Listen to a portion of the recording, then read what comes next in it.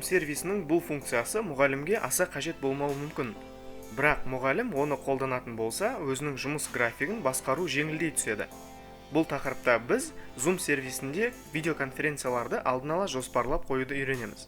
Ол үшін сіз Zoom сервисінің компьютерлік қосымшасын ашып, негізгі бетінде тұрған «Запланировать» батырмасын басыңыз.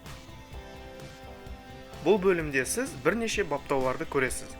Ең алдымен видеоконференцияның тақырыбын өзгертсеңіз болады. Әдетте ол жерде конференция Zoom және сіздің аты жөніңіз тұрады.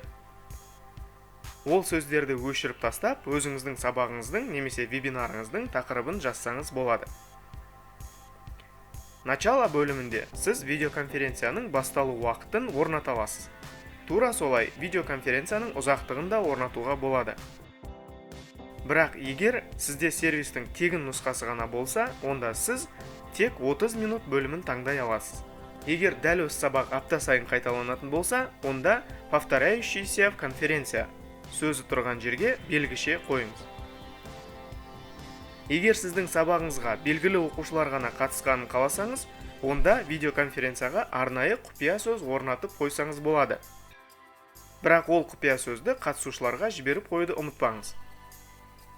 Видеоизображение және звук бөлімдерін өз қалауыңызға қарай қосып, немесе өшіріп қалдыруға болады. Егер сіз қандай да бір онлайн календар қолданатын болсаңыз, онда жоспарланған видеоконференцияны автоматты түрде календарьға орнатып қоюға болады.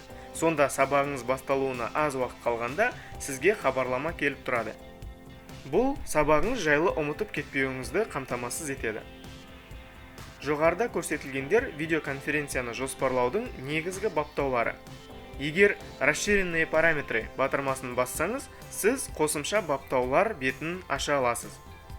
Мұндағы баптаулардың кейбірін бұған дейінгі сабақтарда қарастырған болатынбыз. Бұл бөлімді ашсаңыз, сервистің кейбір функцияларды автоматты түрде қосып қоятынын байқайсыз. Біз әдеттегідей «Включить зал ожидания» және «Могут подключиться только авторизованные пользователи, вход в Zoom» бөлімдерін өшіріп қоюды кеңес береміз. Ал мұндағы басқа бөлімдерді өзіңіздің қалауыңыз бойынша қосып қалдыруға болады. Осылардың барлығын жасап болған соң «Запланировать» батырмасын басыңыз. Баптау барысында сіз көрсеткен календарь түрі автоматты түрде ашылуы мүмкін. Мысалы, біз Google календарь бөлімін таңдаған болатынбыз, сондықтан осы бет автоматты түрде ашылды. Google календарь ол басқа сервис, және ол жайлы алдағы сабақтарда айтатын боламыз. Сондықтан бұл бетті әзірге жаба салсаңыз болады. Енді Zoom сервисінің негізгі бетіне қайта оралып, жоспарланған видеоконференцияны көре аласыз. Видеоконференция өзіңіз орнатқан уақытқа сәйкес басталатын болады.